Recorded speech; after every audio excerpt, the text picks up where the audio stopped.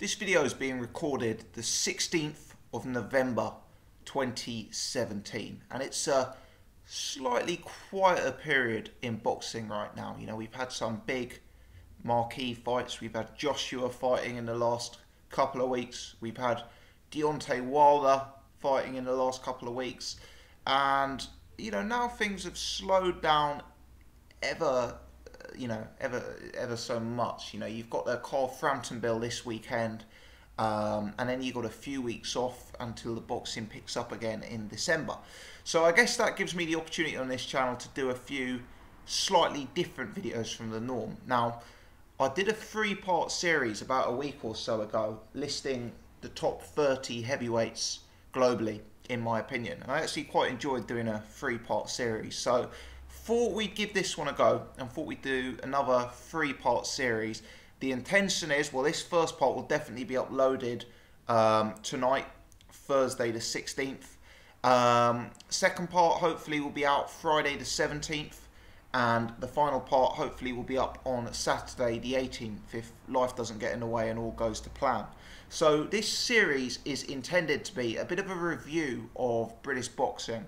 Part 1, the video you're watching now, is going to be an extended look at prospects in British boxing with a list of the top 10 prospects, in my opinion, currently active in British boxing. Part 2 is going to be looking at contenders who we think are likely to win a world title and likely to do that in relatively short order. So we're going to be talking the 10 contenders most likely to win a world title, possibly in the next year or possibly in 2018.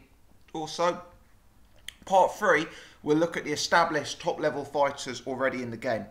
And we'll do a top 10 pound-for-pound list focusing purely on British fighters. So, you know, the intention is that at the end of the 3-part series, you know, you've got my opinion on the long-term prospects, the guys who are going to be the future stars. You've got my opinion on the contenders who are going to hopefully be involved in big fights in 2018 and bring back more belts to Britain. And you've got my view on the established world-level performers already, you know, who are at the very top of the game. Well, that's the intention anyway. Let's see how it works out, and let's see if it's runs smoothly in practice. But anyway, without further ado, let's get into it and focus on the prospects in boxing. Now, I wrote down a list. I think I started with about 20 prospects, and it was, you know, real hard to get it down to 10. You know, so I've got 10 prospects here. I think the top 5 or 6 in particular are really elite A-grade prospects, you know, and then there were a few between like number 7 to 10 that are extremely exciting prospects. You know, maybe not quite that sort of elite superstar mold just yet, but who knows, they could well get there. But British boxing is booming right now, as you guys know, and there's a lot of additional prospects who didn't make the list, but who I'm going to give a quick honourable mention to in this video, because, you know, the fact that they're not quite in the top 10, in my opinion, just yet, by no means that I'm writing these guys off, and that I don't have high hopes for their futures and great interest in watching their careers. So we'll give a few honourable mentions to begin with. Not going to focus too extensively on what any of these guys have actually done in the ring, but just want to mention their names really. So guys who narrowly missed out.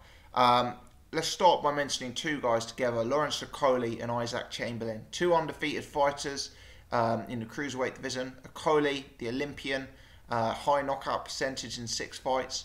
Chamberlain, 9 fights in, fought at a higher level. Won a Fight of the Year contender, so great grit and determination to win that when injured against Wadi Camacho. More of a sort of slick technician type fighter than Okolie, who's more of a big power puncher. These guys are going to square off in the new year, potentially, and yeah, the winner of that fight certainly would be propelled more towards the top 10 of this prospect list. For me, looking at both of them, their upside just fell short of including them at this list, given some of the other talent currently around in UK boxing. Okolie still a bit too wild, still a bit too defensively open. Chamberlain maybe lacking a little bit in terms of power, some openness there as well, but you know, we'll be very interested to see where they go. Another honourable mention to Conor Benn, a guy who's improved.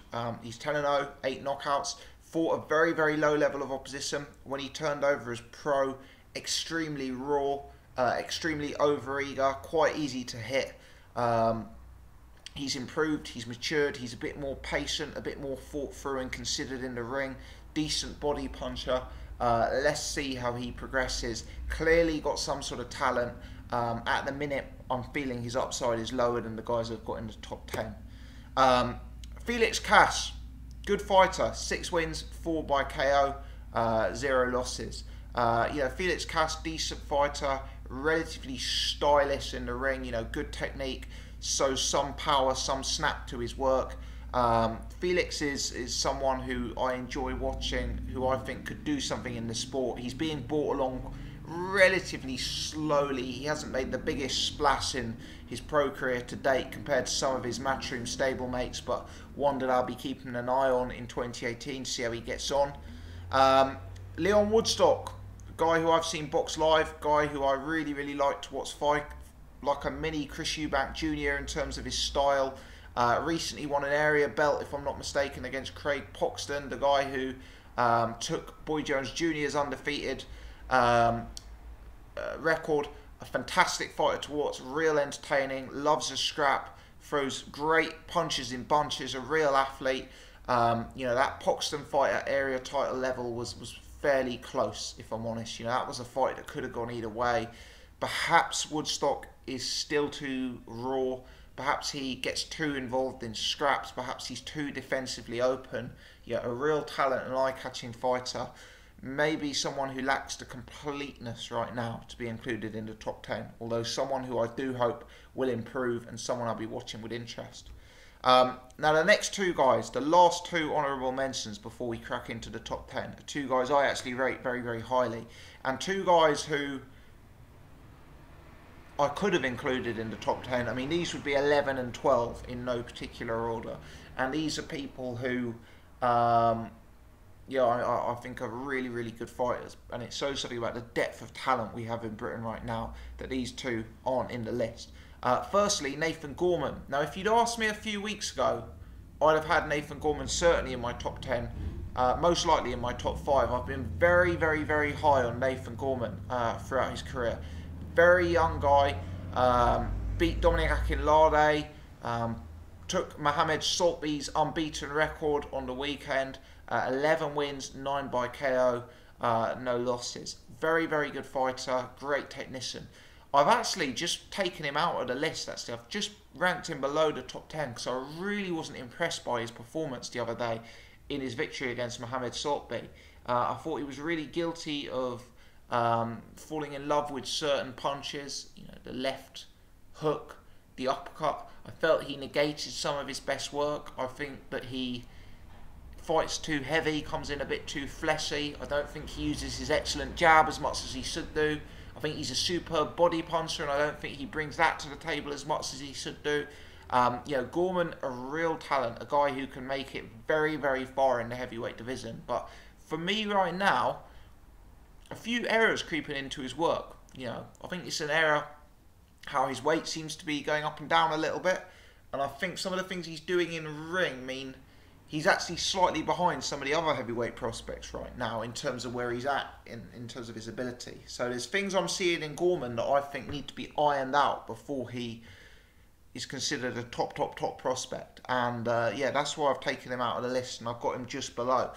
Zach Parker, another name, a fighter I really like, and perhaps one of the lesser known fighters on this list. If you haven't seen or heard of Zach Parker yet, recommend you checking him out. 23 years old, 14-0, 10 KOs.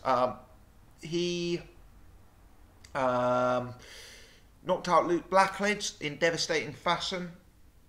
He also knocked out, and I think he was the first man to knock out Baptiste Castanero, who is the fighter who Joshua Buatsi fought a few months back. And Buatsi and Zach Parker are the only 2 guys to stop Castanero, who's had 20 odd fights or something. So I really like Parker. Rangy super middleweight. It's a stat division that. Certainly a lot of contenders around British level, but he's a stylish boxer. He's got good technique, very, very good from range, and looks like he's very naturally heavy-handed as well. So Zach Parker, another one, definitely to keep your eyes peeled for, and as I say, one who maybe has flown a little bit under the radar so far in his career to date.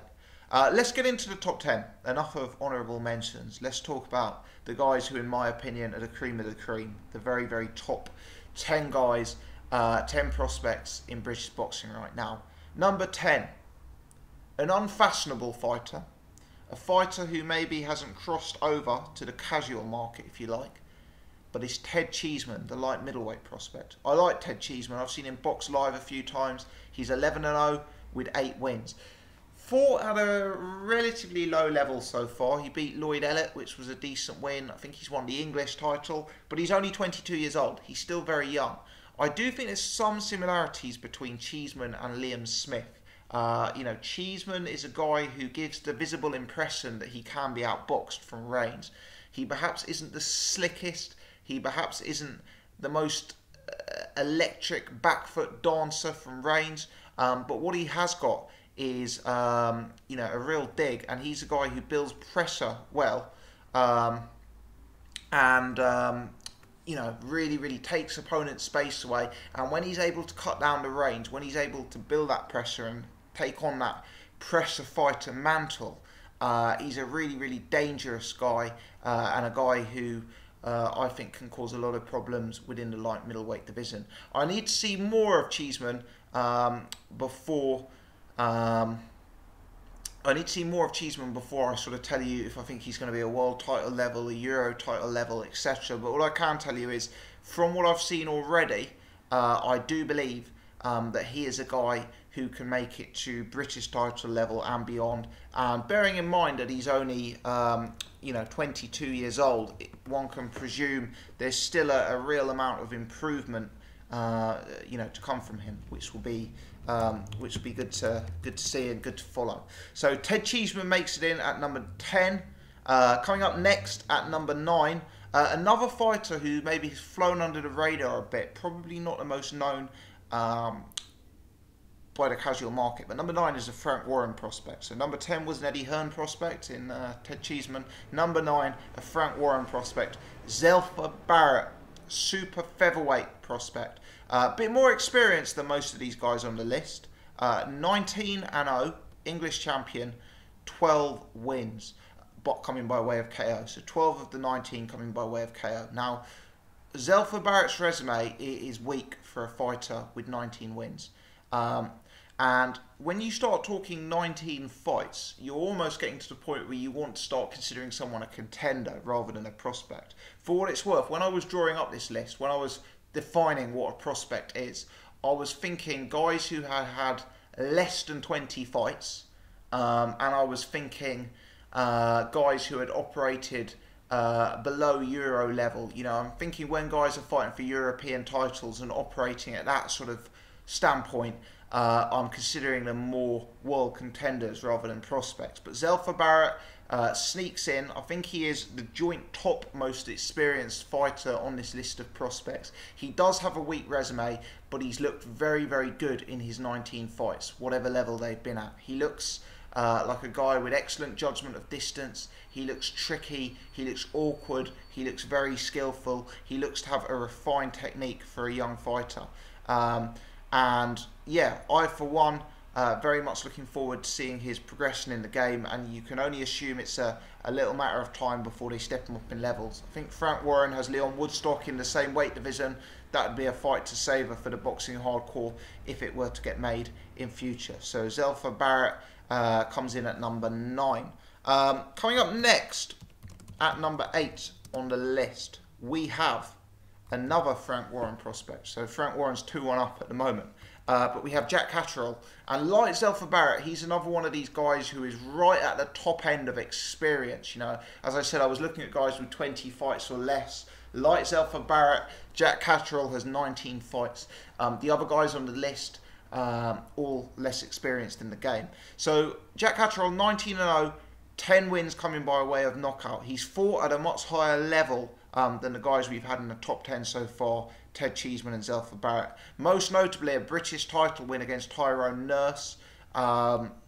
Other wins against Martin Geffen, Tom Stalker, Joe Hughes. You know, he's fought at a decent level for his first 19 fights. He looks like he's ready for a step up. You know, his next fight, I don't know if he's going to be looking to defend that British. His next fight may be more in the sort of European territory, and then he's probably looking to step up from being a prospect to being a you know, more of a contender. In terms of resume, certainly one of the strongest resumes in this list. But, you know, I'm still questioning Jack Cottrell's eye test. You know, he's in a very, very competitive division, 140 pounds. And for me, he's been a fighter who, on the way up, has blown a little bit hot and cold. You know, some performances he looks electric, some performances less impressive. He's certainly one to follow, and I've got him at number 8 in this list so far. Number 7, Andrew Selby, flyweight prospect. 10-0. with 5 KOs. Beat Louis Norman for the British, has held a few, you know, governing body interim, intercontinental, you know, titles of that sort of nature. You know, I think one of the things when you're talking about flyweights is whether you like the flyweight division or not, factually, the division has less depth. For example, you know, Andrew Selby is one of 12 fighters currently listed in his division, active in Britain. So, you know, clearly there's less fighters for him to go through to get that British title than there would be for, say, a super middleweight. So I'm not sure about the strength and depth of Andrew Selby's division. Every fight I've seen him in, you know, he actually had some rocky moments in his last fight, to be fair, but he's coasted through large portions of his career today, to date, in first gear. And he's looked very, very comfortable. He's a pure technician, fights like his brother Lee Selby, and is a you know, very, very awkward, difficult guy to find in the ring at his best. The reasons that I have not had him higher than number 7, I think at times he's very guilty of going through fights in a sort of sparring partner mode. You know, he kind of coasts through 12 rounds. He doesn't really go through the gears. He doesn't really apply a change of pace. He doesn't really look to take the guy out. He kind of sets an early lead in the fight, establishes complete domination and just coasts through. And I think the top prospects look to turn the screw a little bit more than Selby does. And I think he's certainly going to need that skill as he fights at world level. Now, as I say, the divisions he's in, they're probably not as deep numerically and quality-wise as some of the heavier divisions. So we will have to see you know, how he performs as he continues to step up in level and as he mixes it in the world class. But certainly a guy with a lot of talent, a lot of natural skills, a lot of technique, and one to follow, and he merits inclusion in the top 10. So Andrew Selby at number 7. Number 6, and this is where for me you start getting to the real exciting prospects. Number 6, I've got Joshua Buatsi, one of the standout fighters from the British Olympic team, light heavyweight division. 3-0, so very early in his career today. 2 wins coming by way of stoppage. You know, you look at Buatsi in the ring, he's got a calm, he's got a poise about him, he looks experienced, he looks at ease, he looks like a fighter who's had more than the professional fights that he actually has had. You know, Buatsi for me, a calm, collected fighter, natural snap to his punches, natural technique, you know, looks like somebody who you know, is a real classy, composed operator, which is certainly something that I like to see you know, when I'm watching these prospects on the way up. So you know, fair play to Buatsi. Obviously early stages of his career to date, he can only improve. Going to be a fascinating journey to watch him. Understand he's one of the big highly rated prospects, you know, in the Eddie Hearn and Matchroom stable. So yeah, Joshua Buatsi makes it in at number 6. Now number 5, interesting fighter, a fighter who I think has divided opinion to a large extent amongst the UK boxing hardcore, and that is Olympic silver medalist Joe Joyce. Now Joe Joyce obviously is going to be a prospect on a lot of people's lips, even based on the fact that he has won a Olympic silver medal in the super heavyweight division for Great Britain. For me, he's compounded that form by going into the pros and taking on a very, very tough fight and fighter in Ian Lewison in his first fight. And for my money, he looked extremely good doing that. You know, he showed a lot of experience. Like Buatsi, there was a certain calmness in the ring. He wasn't one of these prospects you know, like a Conor Benn or a Lawrence Okoli, who when you see them come into the ring, they are, you know, immediately overeager and showing their greenness and rawness by sort of swinging and, you know, being a bit wide in terms of their technique. You know, when you see a guy like a Buatsi or a guy in this case like a Joyce, there's just that sort of refinement that's evident there. You know, they feel their way through fights. There's no desperation to their work. There's no rushing. You know, they try out different things. They maneuver. They, you know, dictate the pace of the fight. And that's what I kind of liked in Joyce's performance. He clearly has some heavy-handedness in his punches. He clearly has a natural, very, very good engine. I was very impressed by his jab. A lot of people not liking what they perceive to be a lack of natural athleticism, a lack of immediate combinations, explosiveness, maybe just speed and sort of, you know, agility around the ring. So maybe a lot of people thinking that means he's got a lower upside than some of the other prospects, and people being less excited to watch him and thinking that he may get outboxed. But for my money, when I look at a prospect, I'm not just looking at natural raw athleticism. I'm looking at a guy who has a good jab, has a good technique, and has good composure. And for me, the fact that Joyce showed a lack of completeness in his professional debut was probably because of the high standard of debut opponent he was up against. So, you know, to be fair, I've got Joyce at number 5, so towards the top of the prospects in Britain. And from a form perspective, this isn't a list on form for obvious reasons, because we're talking about prospects. But from a form perspective, even though he's only had one fight, you know, his one win is probably more notable than some of the other prospects' resumes who have had you know, 10 plus fights in this list. But obviously that's because of the fact that Joyce is a bit older. He's coming into the game having fought in the World Series of Boxing, having that Olympic pedigree, etc. So there you are. But Joyce, I've got at number 5.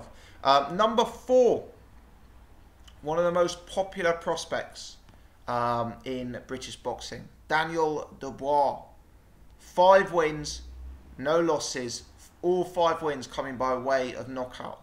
Dubois, big heavyweight, very explosive, very hard hitting, great jab, appears to me to have a natural good timing, natural good accuracy, and a really good judgment of range. He's an absolute baby in the context of the heavyweight division, turned 20 only very, very recently, and an extremely exciting prospect to follow.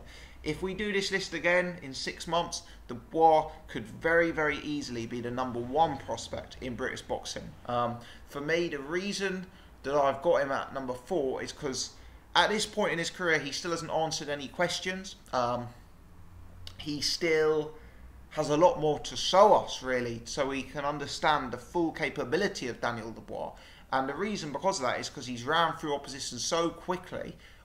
All we've kind of got to see from his fights so far is that he's got devastating power, and that if you sit on the end of his jab, he'll catch you with it.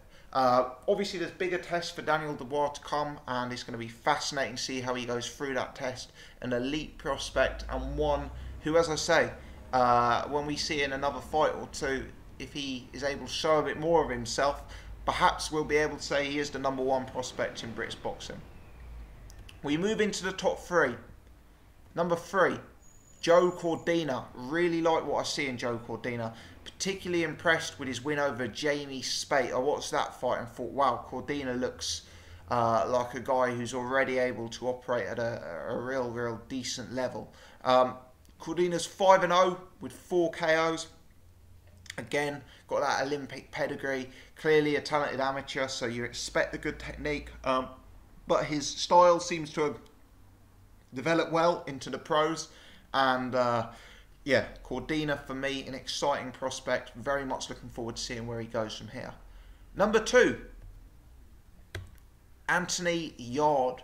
Yarde, always a pleasure to see in the ring. Hugely athletic, a massive, massive puncher, clearly very, very heavy-handed, but has surprising slickness, surprising skill, and real advanced technique for a prospect. 13-0 with 12 big wins coming by way of knockout. Yarde's resume for someone with 13 fights is really poor. I know he's got the WBO European or whatever it is, but the opponent he beat, Richard Barrani, offered zero resistance and zero suggestion of any ability in the ring. Yarde's best win is possibly against Chris Hobbs for the Southern Area belt, being frank from a form perspective.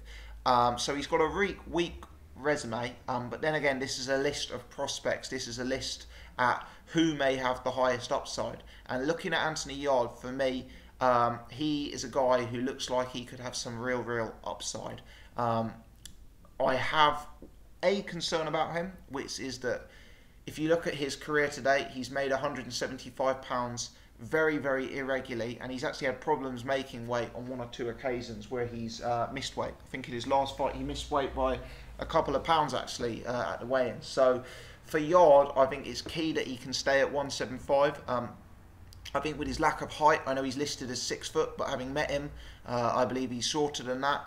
I don't think his style would correspond well against some of the giants at cruiserweight. So I think staying at light heavyweight will be absolutely key to Yarde's success, and he needs to be able to start making that weight and making it comfortably, because when opponents start taking him 12 rounds and when his power isn't enough to win a fight, he's going to have to fight at a decent pace for a lot longer, and that's going to be a key test for Anthony Yarde, as it is for every fighter. But looking at him, looking at his technique, looking at his power, looking at his skills, he looks like a guy with real high upside and world title potential. So I've got Anthony Yarde in at number 2. Number 1, an extremely risky shout. To be honest, this one could sink or swim, but I'm going to lay my cards on the table and go that I'm going to vote swim if it's sink or swim. Pretty boy Josh Kelly. I really like what I see in Kelly. Very influenced for me by an early Roy Jones Jr. An explosive ambush fighter, a guy who hits you with punches and angles that you can't really anticipate, let alone see coming. A guy who is extremely unorthodox, and a guy who's been very tested in his young pro career. 4-0, 3 wins coming by way of knockout, all of them against guys with winning records and decent winning records as well. He made his debut against Jay Byrne, and he beat Byrne well. Byrne was a guy who'd previously, I think he was 4-1 with his only loss coming to Felix Katz, and he gave Katz 1 or 2 questions to think about in that fight. So, I give a lot of credit to Josh Kelly for taking those fights so early on in his career, and the way he's dealt with his opposition has been really spectacular to behold. I know there's already a few YouTube videos circulating about Josh Kelly showing some of his highlight reel stuff, and he is one of these fighters who continues to come up with highlight reel moments because of some of the crazy maneuvers and crazy punches that he looks to throw when he's active in the ring. Looking at this guy, you wonder, is he going to be one of these who, when he steps up to British level and faces a guy with a great jab, great defence, and real good fundamentals, that he will struggle to implement some of his work? Or is he going to be a guy who's just able to run through people with his unorthodoxness, with his power, and by hitting them with punches they don't even see coming? I think Kelly's going to be a threat. I think Kelly will make it towards the top of the sport. He needs to take his time with him because he's still young, and obviously he's at a very competitive division, especially if he campaigns at welterweight. But I like what I see in Josh Kelly, and I think he's probably the hottest talent in British boxing right now. So there we go, guys. Some real great prospects on this list. Realistically, there's much of a muchness between them, and any one of my top 7, if you told me you're passionate about that person being the #1 prospect in British boxing, I wouldn't disagree. I think you can make a real solid case for any one of my top 7. So I'll reiterate the list now, and you know, give everyone a reminder what position we have people in. Ted Cheeseman at 10, Zelffor Barrett at 9, Jack Cottrell at 8, Andrew Selby at 7, Joshua Otzi at 6, Joe Joyce at 5, Daniel Dubois at 4, Joe Cordina at 3, Anthony Yard at 2, Josh Kelly at number 1. So there we go, guys. Let me know in the comments section, who are your top prospects? What order do you have people in? Who are you most excited to see? Who do you think's got the highest upside? Let me know your thoughts. Interesting discussion. Let me know if you managed to do the whole half hour of this video. If you have, shout out to you. Leave a comment with the hashtag Rio Ferdinand. And if you've done that, I'll know that you've sat through and watched all half an hour. So respect to you for doing that. So yeah, leave your comments in the section below. Please hit the thumbs up so this video gets more visibility. Please do subscribe to the channel if you haven't subscribed before.